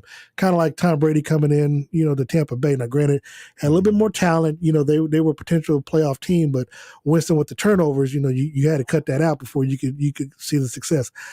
If the defense is what people like you say on paper is what it should be, Denver should be much, much better. It is hard for me to not see how I don't really see any big moves that they lost with the Raiders. I know obviously you bring in, you're a playoff team and you bring in Devontae Adams. I can't see how you get weak on offense when you add the best wide receiver in football on your team. So, I mean, to me, it's going to be a nail biter. I think it does come down to maybe week 16, week 17 before we find out who wins that division. I still think Kansas City ekes it out, but not by much. And I think if they win it, it's based off of what they do, in the non-conference games or the non-division games than what they do within their own division for them to win that division, Jeff. Yeah, the reason I don't think the Chiefs, they got killer schedule. And again, when you have a young defense and you have new players, it's not like you're starting out. They started out fast every year that Mahomes has been the quarterback, and even going back to Al Smith. And I think it's going to be tougher to do that when you're trying to transition so many new players into new roles. And when you look at those first 6 or 7 games, they can't afford to start the way they started last year. Facts. There's not going to be, maybe there is some, out there where, you run into Aaron Rodgers, Green Bay without Aaron Rodgers, or Dallas with a bunch of banged up people in midseason. That people forget how much that helped them turn their season around. That they got some breaks at midseason against some teams that probably would have beat them at full strength. The Giants, Cowboys, Yeah, and so you get in the second half of the season and you're playing teams that just aren't as strong as you. There aren't that many breaks in the schedule, and there's probably only 3 teams on their schedule you can say, oh, that's a game they're going to just dominate. Jacksonville, Houston, Seattle. Those 3 teams just picked about right there. Yeah. And so when you have that kind of mix, and let's be real, this isn't college football where you just go out there and you recruit your butt off and you get a whole bunch of 5 stars coming in here and they all play because you just can overwhelm people. This team has 6, 7 guys left from the Super Bowl championship team or starters. That's a big 3, I think. Yeah. 3. Well, no, 4. No, 5. Yeah. You got Chris Jones. You got, I guess, L'Jarius Sneed. No, I don't think L'Jarius was on that team. Chris Jones, Frank Clark, McCole, and Thornhill. Yeah, Thornhill. And Travis and Hardman, Kelsey, and Travis. Yes, gosh, and then if you want to throw Andrew Wiley in there, you can. But you bring up a good point. But now, Jeff, you broke the news earlier. Earlier this month about the situation with Orlando Brown and his contract and stuff. Now, I've been on the record that I don't have a problem with him trying to get more guaranteed money, or at least get more of those years guaranteed. I mean, essentially, the Chiefs were guaranteeing the first 2 years, and I guess you can tack on the signing bonus out of a 6-year deal, which is like, okay, now you're playing with the math and the funny money. I've always been a big proponent. Just sign a 3-year deal. Just do what if it was, if it could have been negotiated offer, but just do what Deebo Samuels did to not Deebo Samuels, but the kid from the wide receiver from Seattle. DK Metcalf, where he signed a 3-year deal. He got he got $58 out of $72 million guaranteed, and he's going to be a free agent by the time he's 27. I just, I know a lot of Chiefs fans are upset at Orlando Brown. I know you had to report about how the Chiefs front office, may have felt that, I don't want to say deceived, but that they were surprised by Orlando's action, not taking what was offered. From your position, are you surprised that he didn't take the contract? Because, I mean, again, a 6-year deal with only 2 years guaranteed, I kind of see where, he wouldn't sign a contract. No, I'm not surprised by anything when it comes to money in this league. So, negotiations always come down to what a player thinks he's worth and what a team wants to pay him. And look, you go back to this time last year, and people weren't happy with me about when I talked about Orlando coming to this team and what he'd bring to this position. And when I was asked about where they would be at this time of year, I thought they wouldn't have a long-term deal done just because he was not a strong enough player at left tackle to warrant the kind of money he was seeking. And as much as he talked about wanting to play left tackle because of his father's influence, he also wanted to play it because that's where the money was at. Mm-hmm. This was always going to be an issue of a player who thinks he found the right position to play to make some money, and a team that looks at him not as a unique talent, but as one part of a machine. And so, no, I'm not surprised he didn't take it. And it's, from what I understand, it was a very short negotiation, that his demands were very, very high. That's what was, a struggle for the Chiefs, was that you couldn't even really have a meaningful negotiation because you just couldn't get close enough to where you could actually, you were making some movement. But I mean, I never begrudge players for wanting to get as much money as they can get because all these guys watch the way the market goes in the off season and they see what Jacksonville paid Christian Kirk. And so I'm sure Orlando Brown would love to have that kind of love coming his way. And you can parse that kind of any way you want to, but in the day, they paid a lot of money for a guy who wasn't that accomplished at his position. And so, he doesn't have a ton of leverage right now. The only leverage I see him having is that you are not going to be there for week 1 or week 2, and the Chiefs' offensive line struggles as a result. And then maybe after the season, you have more different things to talk about. But right now, the Chiefs are saying, Roger Johnson or Joe Tooney, we can go with that. And so we'll see. We'll see. I mean, to me, it's like if you're not showing up for training camp, what's the point of doing all this if you're not trying to show the team that they need you?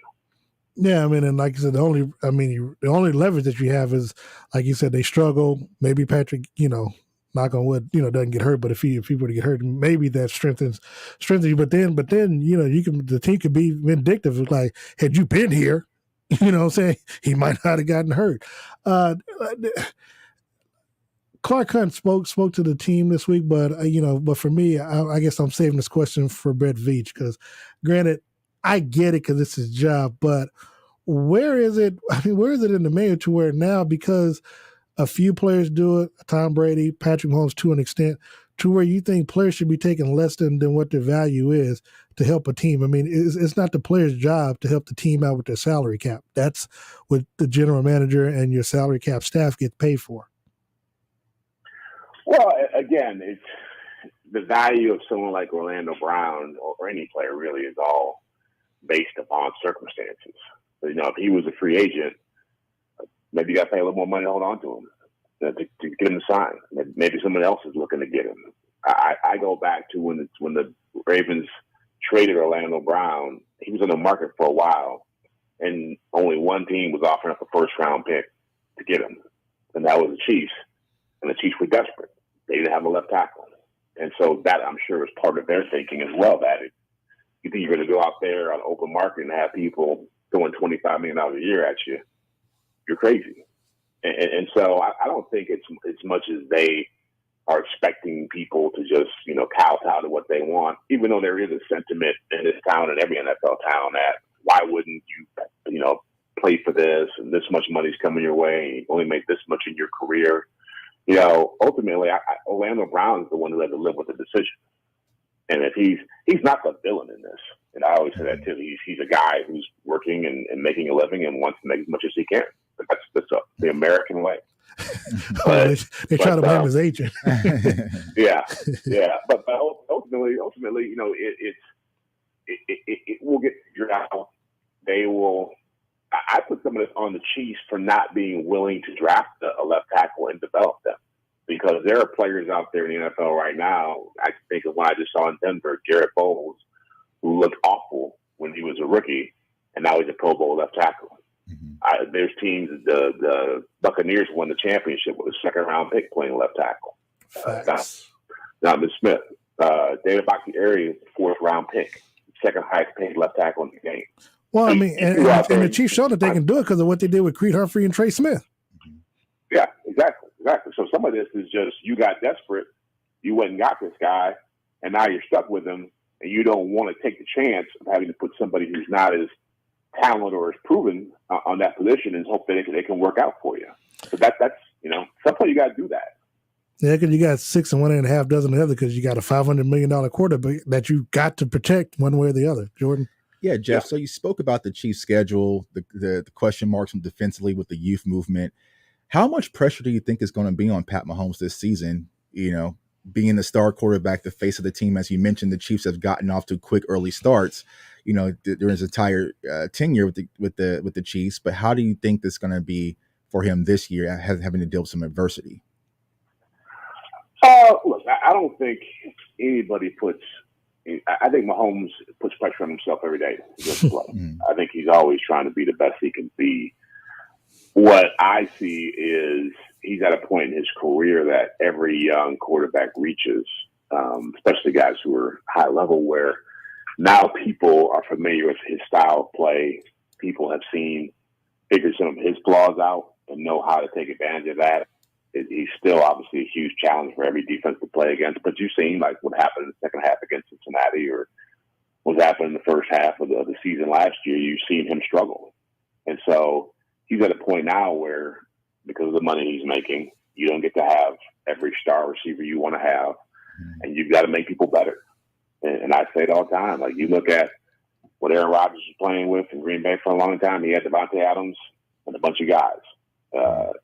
Tom Brady when he was in New England, he had Gronk for a while, and he had Julian Edelman, but a lot of guys like Danny Amendola and Chris Hogan and Philip Dorsett catching passes. Drew Brees had Michael Thomas and a bunch of guys. This is how it goes. Mm-hmm. And so when you get to that level, you're making that kind of money, you got to make the MVSs and the Juju Smith-Schusters and the Sky Moores, you got to make them play above their heads.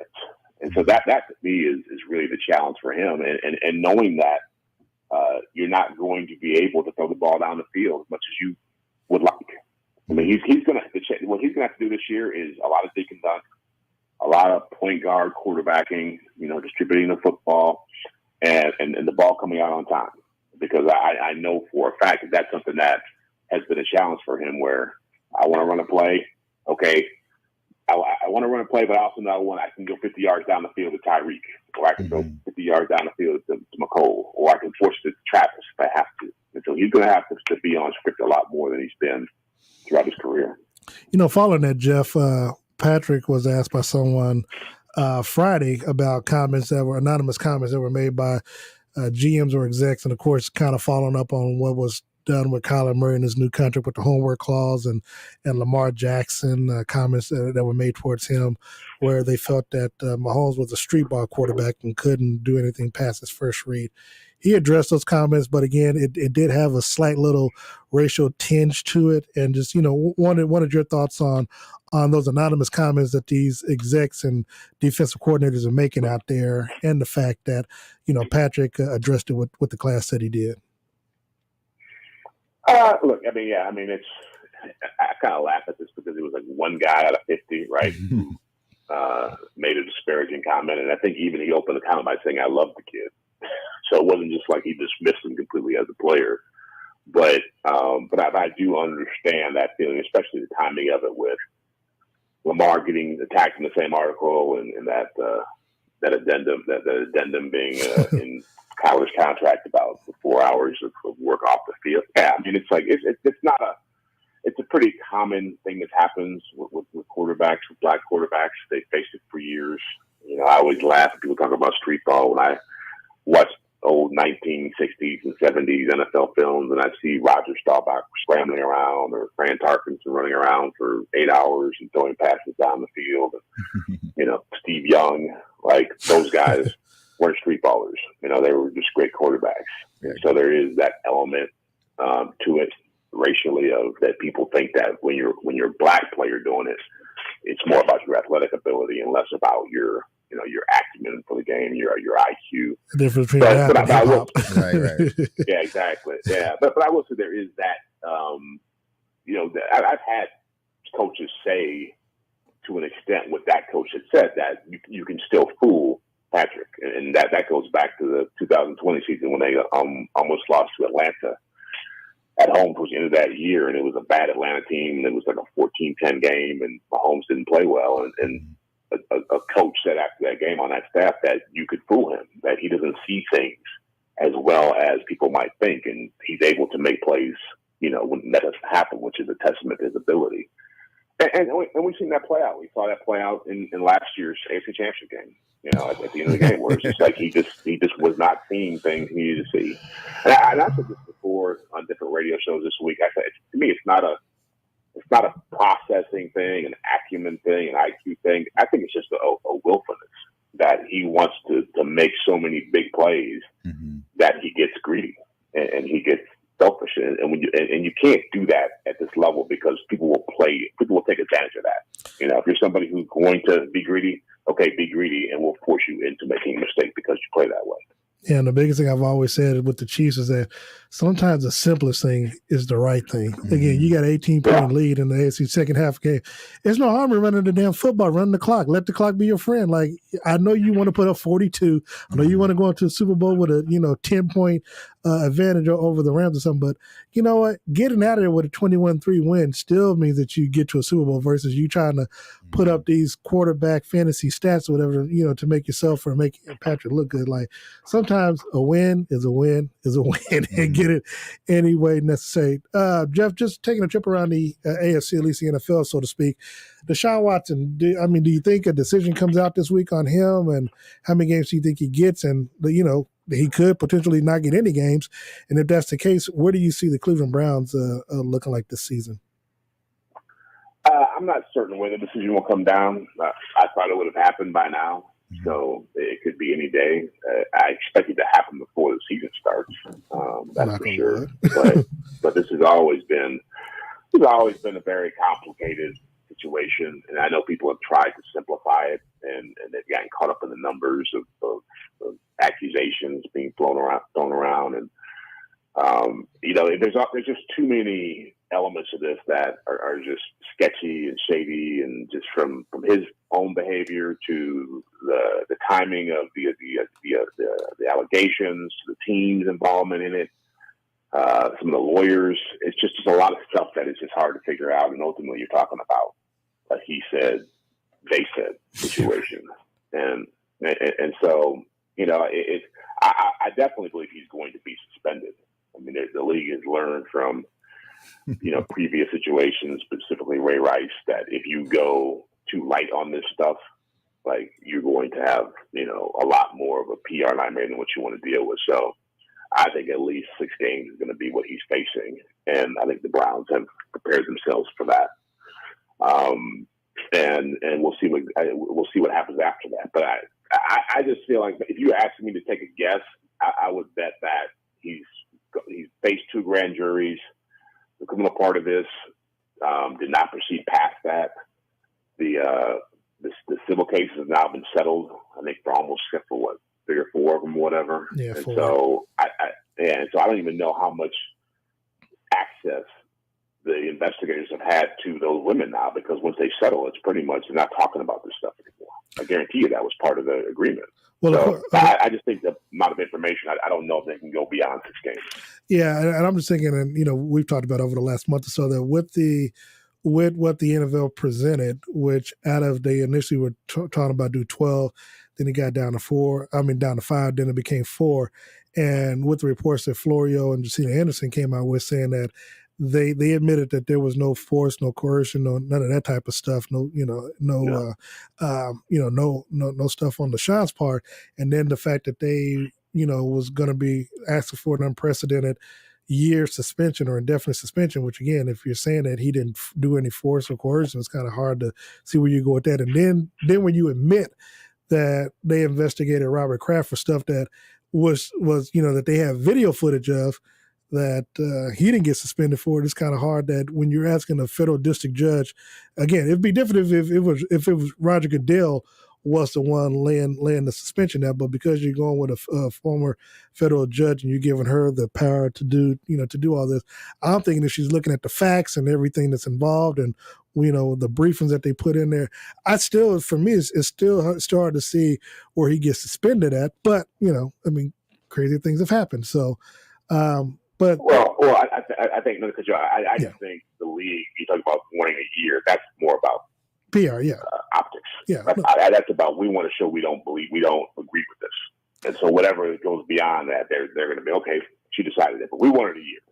Yeah, but the only flip side is that anything other than 0 games, the league or the Players Association, they can appeal. So let's just say she gives them 2 games or 4 games. Well, if the NFL decides to appeal, Roger Goodell has the last word, and he can give him a year anyway. Then then you might look at trying to take that to federal court, but but that's the flip side. So for me, it's either got to be 0 or, something to where the NFL is not, maybe it is 6, maybe it is 8 games where they're not going to worry about appealing it. Because I think if it's anything shorter than that, they're going to try to appeal it. And then the league is going to, try to, hey, good deal, blah, blah, blah. You got the final say so where you can, put a year out and then, then let the chips fall where they may.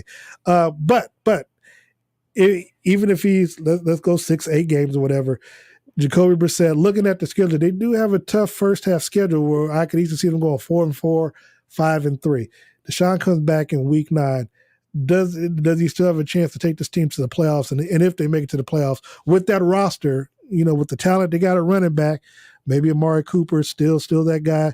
And Njoku, they're paying him like he's a top 5 tight end. We got to wait and see. Myles Garrett, I think he was the second or third player in the Defensive Player of the Year award last year. You look at Denzel Ward. Where can this Cleveland Browns team be with Deshaun Watson at the helm before the end of the season? Well, he was there for a full season. I think we're going to win the division. I have a lot of respect for him as a player and his ability. And before he got suspended, you ask most NFL evaluators, they would have said he's a top 5 quarterback in this league. Yeah. So, and so that's why I feel like as much as Cleveland doesn't want him to have to sit for any games, this is a long-term play on their part to be able to say we got a quarterback who is, 25, 26 years old, who is super talented, who can play at the same level as the Mahomes or a Herbert or, Josh Allen, some of these other young guys. So, yeah, I think that if they're hanging around 500 and he comes in, they could easily be a playoff team. If you're talking about anything beyond that, it's a different story.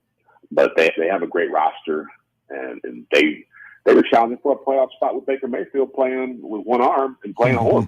Right. And so, I think you're just going to be able to execute some stuff. And it's a quarterback-friendly scheme, so it's easy to pick up. Brissett has won some games in this league. He's experienced, and they're good enough to run the football and play defense and just slug it out until they get the quarterback. Jeff, have you decided on who's going to be your Super Bowl teams yet, or what? Or do we have to wait on that? Well, I picked Buffalo on the AFC side of it. And so, you're always just going with the win. Okay, I see. You just like the banks. Saying the market go up, the banks go up, and you taking the buy when it's dipping. I see what you're doing. Yeah. So why Buffalo? Seriously, I mean, I'm just why? Yeah, why not? I mean, what have they shown you? What have they shown me? Yeah, what have they shown you? I didn't stutter. They've won the AFC East the last 2 years. They came in here and played one of the best games. They were 15 seconds away from being the AFC Championship game. They got a quarterback who is as good as the one they got here in Kansas City. Their roster up and down is the best in the league. They almost, you could argue they almost have a single weakness on their team right now. This year that what they've built up, adding Von Miller, they've added a couple more receivers. I think O.J. Howard is a nice little weapon for them, bringing some depth and some different, some more athleticism to the tight end position. They get Tre'Davious White back, who I think was a big loss for them when they got in the postseason. And so, yeah, you'd be hard pressed to find anybody who doesn't think Buffalo is on paper the best team in the league. Now, who they play in the NFC, I don't know, but all right. Well, I'll take that. I'll take that bet. Then. So since you got Buffalo, and so you got Buffalo winning or just going? Well, did we just make a bet? I think you have to actually offer it up first, right? Okay. Well, we'll both be in Phoenix, so I will. First of all, it's always dinner, and so let's not make it seem like it's it's something new out of the ordinary.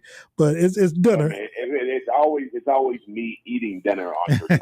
That's what it always is. Okay. Well, first of all, you didn't do it this year, so it didn't happen. It didn't happen this year, so I and again, I told Patrick before, he made me look bad. Fell in the second half or what? So. He promised me it wasn't gonna happen again. So you're not betting the Chiefs at all. No. We got off of your picks. Hey. Also, you get the field. We going off his because for a pick. You asked me to make a bet. I know. Well, okay. Well, no, let's go and make the bet because you see, because you tricked me a couple years ago, to where had the Chiefs going. Granted, I had the Chiefs going undefeated. I get that part, but I had the matchup. But the Chiefs lost. The Chiefs lost Super Bowl against Tampa Bay. Mm-hmm. But the year before, he was like, well, you didn't pick. So we're gonna go off of Jeff's pick this year instead of my pick. So. Well, okay. Look, give me some time to feel good about that. You asked me, like how you asked me who I think is gonna win it. Yeah, if you asked me to make a bet about it, that's a different story. Okay, because trust me, now you know me, it wasn't looking good when the Chiefs were 3-4 last year. When they had 3-4 last year after that game against Tennessee, man, I was scared to show my face around Jeff. But let's see. Okay, so you got Buffalo, so you got Buffalo in the AFC. It's hard for man. And see, I know what you're gonna say. You got to go with your bread is butter, but don't do it. You know what? See, no. Okay, hold on. Yeah, you got some guidance over there. Yeah, you got some. I know that's the, but you know what? Somehow the Chiefs can have a down year and still end up with home field advantage. Like had a down year last year. Came with. I'm gonna go with Kansas City, but my fallback is gonna be depending on how many games Deshaun Watson get. I still like Cleveland because I think especially with the fact that they dropped some receivers in camp this last week, they're gonna get a Will Fuller. I think they're gonna get add a couple of veteran wide receivers, depending on how many games again he's suspended for. If he's suspended for 4 games, I think the sky's the limit for that team because I do like Deshaun with Nick Chubb, Kareem Hunt. Amari Cooper, he's not going to make the same mistakes that Baker Mayfield made. I think the pressure would end up being on Kevin Stefanski not blowing games because it's like you got Deshaun Watson. Deshaun Watson's not going to put that defense in a position where they're going to be out on the field a whole lot, making a lot of mistakes, turnovers and stuff like that. So I think that he helps that. I think he helps that team overall just by his presence in his decision making. So if he's suspended for 4 games or less, I like Cleveland, Kansas City in the AFC Championship game. I'm not gonna lie. I'm just not that big of a believer in Josh Allen. When it comes down to it, I just don't believe he's gonna be that guy when it boils down to it. When the chips on the line, I just don't see it happening. So the way he played last year in the playoff game, you don't think that showed anything? No, because you know why? Because the Chiefs put themselves in that position, man. If how he played. Hold on. Jeff, we were there. We were in the press box. I mean, there were things because there were certain times where the Chiefs, like, instead of going for it instead of going for the first down, run the football, they decided to throw the ball on 3rd down when it was like 3rd and 1. They decided to pass the ball instead of run the football, extending the play so that way you don't give the team a chance to score or you miss a field goal and I think they end up having a turnover. Trust me, if you go back and watch that game, you will see a lot of question marks in the game that the Chiefs, you're like, really? That's what you did? And then that brought Buffalo back into the ball game. The point you made was that Josh Allen is going to come up short. Facts. And what I was saying, how is that not evidence of him playing at a high level? Because the Chiefs opened the door for him to play at a high level. I don't think that they do it this year again. But it doesn't matter if he played at a high level or not. What they did, he did it, right? Whatever, Jeff. Anyway, Jeff, we'll have this conversation again. I was trying to side with Jeff, so I give me a free dinner without you, Darren. That's like saying, Steph Curry got 43, but Boston was let him take the shots off. If they just blocked the shot, he would have got 43 in game 4. Nah, that don't make sense. Man. But, hey, stop it, Jeff. But Jeff, look, NFL games finally take place beginning this week. You got the Hall of Fame game Thursday night, Jacksonville, Las Vegas. Who wins that game? Who wins the game? Yeah. You asked me who wins the preseason game? Hey, look, man. We have gone what 7 months, 5, 6, 7 months without football, man. It feels good to be able to make a pick for once on a football game. Yeah, I think I'm going to watch it. Yeah, I don't even watch the games, let alone I know, man. To win them. Well, I'm going to watch it because I'm probably going to gamble on it. So that's the only reason why I watch the stuff, man. Yeah. That's what helps. So. I mean, I guess the Raiders. How about that? I think the Raiders to win the game. Oh, well, I don't even know who's going to be on the field at the end of the season. I just need to know. I just need to know, is it going to be over under 32.5 points? Just give me the over, please. Well, I mean, that's like 17-16. Zero idea. Okay, that's like 17, 16. So, like, all right. Well, look, Jeff, let people know where they can reach out to you on social media and where they can follow you and follow your work, please. They can find me on Twitter. They can at Jeffrey Chadiha. They can find me on Instagram. They can find me at NFL.com. It's a unique name. Just say Jeffri. It's the only one's going to pop up. You had to put the last name in there. That is true. Jeff, as always, thank you so much. And you are in Indianapolis this week or next week? This coming week. I'll be there on Wednesday. How many years is this for you covering the NFL? I've covered this the 26th year. Damn. You know what, Jeff? I actually got you beat. This is going to be my 29th year covering the Chiefs. Oh, is that right? Yeah, I started back in 1993. You get paid to do it?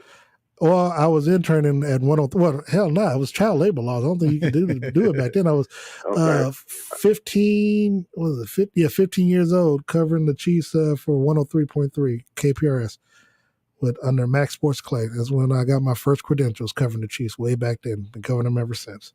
I hadn't realized it until, I think D. Orlando Ledbetter talking about it was his 26th, 28th year. I was like, damn, I've been covering the Chiefs since 93. I was like, damn, I'm going on 30 years next year. I'm old. That's what it means. I know. Father time waits for no man. Jeff, as always, thank you so much, man. I know we'll wrap again soon and you'll talk more stuff, and I'll probably take a bet I shouldn't take against you. So be as a man. Yeah, okay.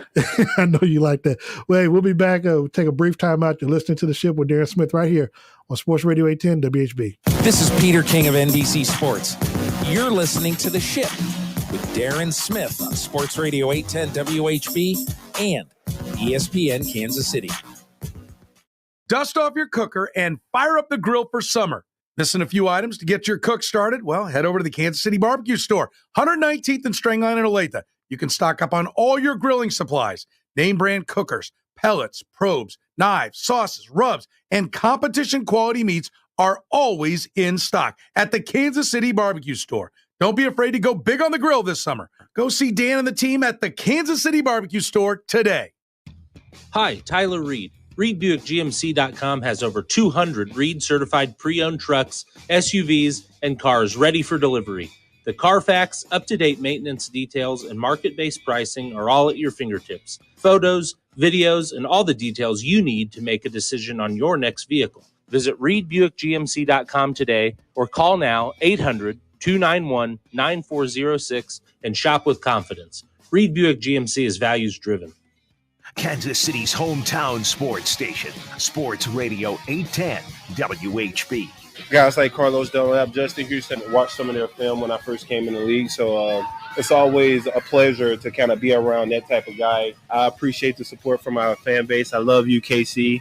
It's very encouraging to us to see how many people come out here and support us. Listen to all the live press conferences from Chiefs training camp right here on Sports Radio 810 WHB. Hey, Kansas City, it's Brian Pringle with Victory Ford at the Legends in KCK. High gas prices got you down? Victory Ford has great gas mileage vehicles in stock. If it's a work truck you're looking for, we have you covered there too. New or used, we have the vehicle for you. No matter where you live, we have satisfied customers throughout Kansas City and beyond. So let us help you find your next car, truck, or SUV. At Victory Ford, we keep the golden rule at the forefront of everything we do. Stop by the Legends or online at victoryfordkc.com, where our first price is better than their last. Dear Mainland, aloha. We've been hearing about all this multitasking you're up to. Texting while calling, while emailing. Maybe sometimes you take a little break and do just one thing. Allow me to demonstrate with a big wave from Kona Brewing. Single tasking. One life, right? Mahalo. Single task tonight with a big wave from Kona Brewing. Mahalo for drinking responsibly. Copyright 2021, Kona Brewing Company. What you don't know about your home can cost you. Access to in-depth data is gold when buying or selling your home. With Ownly.com, you get the information the pros use. Real estate investors and agents would rather keep this to themselves. Unlike other real estate websites, Ownly.com delivers much more detailed information about a property. Knowledge is power. Need a home valuation? Get up to 3 with Ownly.com. Go for the gold. Visit Ownly.com. That's Ownerly.com. Ownly.com. Paid for by Ownerly. Want to attend the WHB 100-year anniversary event? Your first chance is coming up Tuesday from 3:30 to 5:30 at Red Door Grill in Brookside. We'll be giving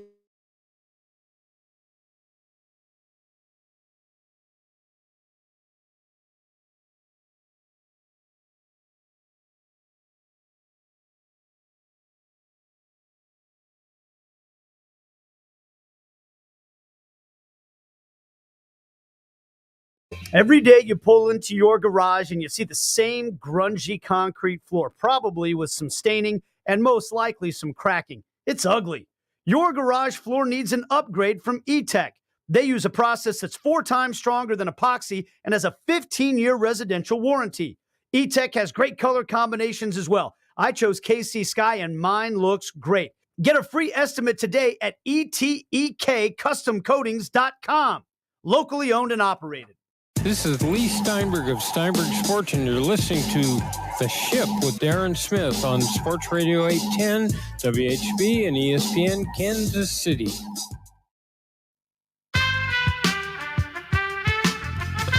Welcome back to The Ship with Darren Smith here on Sports Radio 810 WHB. Thanks once again to Jeff Chadiha. Still joined in studio by the one and only Tuck man himself, Jay Tuck. Tuck, before we get out of here, how did your podcast go last week? I know you did the big Cowboys thing last week. Yeah, it went great. We got a great turnout. Salute to all my brothers who joined in. Grateful insight about the Dallas Cowboys camp coming up, man. So I talked about crashing it, but you called in the next day. I called in the next day. You know what I'm saying? I had a lot of good questions actually because I'm a journalist. I had a lot of good questions, but I thought you did a good job. And like I said, I wanted to make sure that I did because I was going to call in. I was going to come in, but I was like, let my boy do a Shiloh and do his thing. And I know you going to do another one. So then that way I knew we'd have time to just talk about it in depth as we did. So I'm glad that we did. Yeah. We were talking about it during the break, but I don't know, first of all, I have a warped sense of humor sometimes. Like I was at the George Strait concert last night. Oh, and I know, right? Okay. And I know, right? And you don't George Strait songs or you just went to just... I was making money. Okay. So I had some people like, and I know they're probably listening, like, oh, you're on 8:10 a.m. and it was like Big D in the morning. So I was like, I don't know if I should really be using that slogan because people can take it in many different ways. You might say pause, and it's like, but I said, but I'll throw that phrase out there one time just because I know y'all gonna be listening. But when you look at some of the memes because we talked about Kyler Murray earlier, what was the funniest? And Blake, you can chime in. What was the funniest one? Because for me, the funniest one I saw Kyler Murray dealing with that homework clause was having his computer or whatever, and a mannequin with the glasses, and while he's in the bed sleep. So I mean, granted, I've never heard of this type of clause before, and I guess it doesn't violate the CBA clause, but was there one that caught your attention, man? Yeah, there was another one that had like a little boy and his mom was like trying to tell him to do his homework on the tablet. He got mad and threw the tablet. And like so I was like, yeah, man. So, but I never heard that clause either. And it's just like it went so public. That's why a lot of people were shocked because it's like, all right, what's really going on in Arizona? Well, and the bad thing is that it made both parties look bad because if you stop thinking about it, it makes Kyler mad because like. You're not doing your homework. You're not doing any studying. And look, trust and believe. Whatever happens after the first game between the Cardinals and the Chiefs, if the Chiefs get the better of them, 35-14 or something like that, not depending on what the over-under is, I hope they make it. But depending on what it is, people going to go back to say, well, how much study did you do, Kyler? How much did you do? How much did you – because, they're only asked for 4 hours out the week. Now, I have a problem with it. To answer what we're talking about off cam, so we will get Hard Knocks on the Cardinals in season. So we'll see. We'll see if he's doing his homework. Oh, God. Hold on. Didn't they also take that back out now? No. They did take it out back. Okay. But the sheer fact that they did that they had it in there in the first place. And I tell people it's based off of history because we talked about, I think, right after the Super Bowl where Larry Fitzgerald Sr. Talked about his leadership skills and stuff like that, and there was really no one out there to defend him. And so, he said this week after meeting with the media, well, I find it disrespectful because I couldn't have gotten this far without, hard work and studying. But I'm like, this is what you said. You said in the New York Times profile last year that you don't burn the midnight oil, looking at videotapes and stuff like that, that you feel like you and I forgot what movie it was, where you just feel like you can see it before it comes, where you just let your talent, take over and you make the plays that you do. So again, it sounds like they were trying to Jamarcus Russell him. Give him a blank game film and see if he'd even watch it. Hey man, I watched him. I listened to him. That is still so messed up, man. That's jacked. He said, "Oh yeah, man, it was good. Film's good." They said, "Really?" I said the thing like, "Hey, bro, I didn't say you that disc, Jamarcus. So hey, look, American Gangster was on that DVD I sold. So if they didn't give it to you, that's because they fouled up. So man, that's bad. That's bad. But shout out to him, man. Look, we just got to watching some highlights of Tyreek Hill. Mm-hmm. He's doing the most out of Miami right now. Yeah, he's showing out. He's showing. And now I will say this: I am happy that they actually caught footage yesterday and they posted it. Tua Tagovailoa throwing a 65-yard quote unquote touchdown pass to Tyreek. I'm glad they did that, but I need my guy to bring it down just a little bit, just a little bit. Let the season start. If you got your money and moved to South Beach, you would be happy too. Trust me, if I just got the money, I'll be fine. Now, if I move to South Beach and got the money on top of it, and so that's something like else. I said, I understand what Tyreek doing. My man got enough kids. If he had any kids and he lived in South Beach. Yeah. But he showed his house on his YouTube, so I follow his YouTube channel. So he showed his new house in Miami, and it's not. Well, he's had it for a year, so. Was it new? He had it for a year. Well, he bought it last year, so there was talk that he was always trying to figure out a way to get to Miami. He had a KU rug in there, so all right, that's a rock chalk. So yeah. Okay, so what does his house look like? I mean, give us a description. Tell us about the crib. I mean, it was nice, man. Multi levels. He has his podcast room. The kids have major rooms. The pool was amazing. Like it's what you should be living like. So get that big contract one day, Darren. One day. Yeah, but that's the case, man. I need to go to a state that ain't got no state tax. That's like what Florida. he did. Yeah, That's what he did. So I was like, yeah. So he's out there putting on a show during camp, hyping up the fans on the mic, gassing up Tua Tagovailoa like he's the most accurate quarterback. Like, all right, we get it. We get it, Tyreek.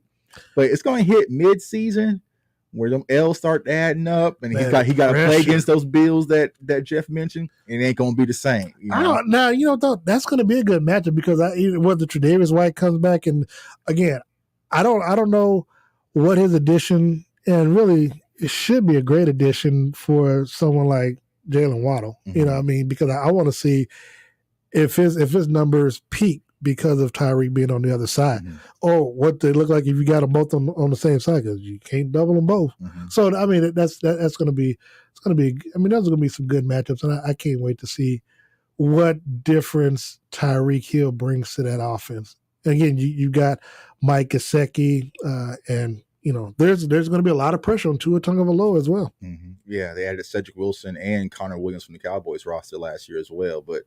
I'm not putting the Dolphins on my radar. We're gonna have fun out there. Hey, Cedric Wilson, former teammate of mine at Coffeyville Community College. Hey, Coffeyville. Cool cat. To the Ville, man. Cool cat. Okay. So actually, we got another player, Marquise Bell, that went to FAMU. He played from Coffeyville as well. So nice. Well, let people know where they can reach out to you at, Jordan. Yeah, you can find me on all social media platforms, JTuck151 and CFO Sports on YouTube. All right, and of course, reach out to me, Darren Smith, WHB, Instagram, Twitter, and Darren Smith 816 on Facebook. We will be back next week right here on the ship, here on Sports Radio 810. WHB, we are out of here.